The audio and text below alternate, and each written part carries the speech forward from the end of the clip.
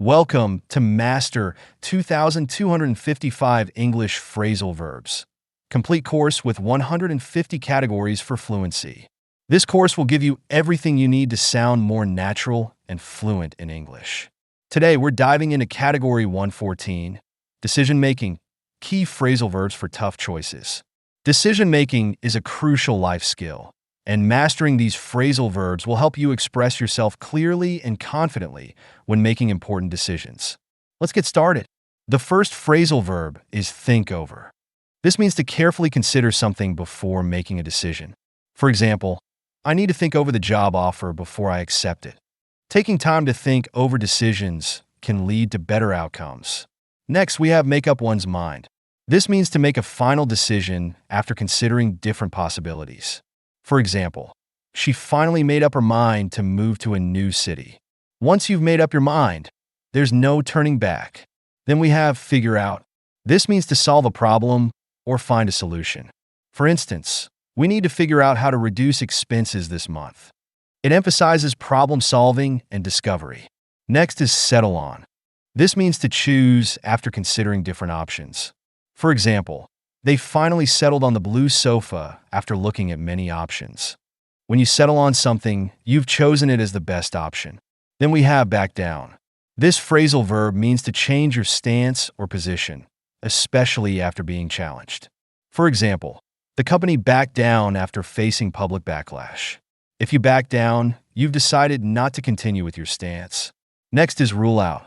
This means to eliminate an option or possibility.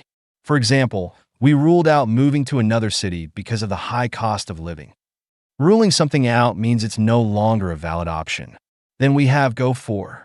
This means to choose or select something. For example, she decided to go for the more affordable car. When you go for something, you actively choose it. Next is sleep on. This means to delay a decision until the next day to give yourself time to think. For example, I'm not sure if I should accept the offer, so I'll sleep on it. It's always wise to sleep on big decisions. Then we have weigh up. This means to consider the pros and cons before making a decision. For instance, we're weighing up our options for a new location. Weighing up options helps you make a well-informed decision. Next is give up on. This means to stop pursuing a goal, plan, or option. For example, they gave up on the idea of starting their own business. Giving up on something means deciding it's no longer worth the effort. Then we have hold off on. This means to delay or postpone a decision. For example, they decided to hold off on hiring new staff until next year. Holding off allows you to wait for a better time or situation. Next is nail down. This means to finalize or confirm a decision. For instance, we need to nail down the date for the event. Once you nail down something, it's confirmed and set in place. Then we have follow through. This means to complete a plan or commitment after making a decision. For example, he said he'd help, but he didn't follow through. Following through shows responsibility and reliability. Next is call off. This means to cancel something that was previously planned. For example, they had to call off the meeting due to bad weather. If something is called off, it's no longer happening. Finally, we have go ahead with.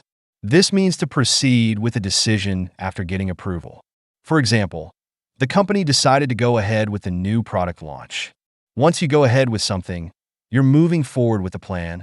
These phrasal verbs are essential for making decisions and talking about tough choices.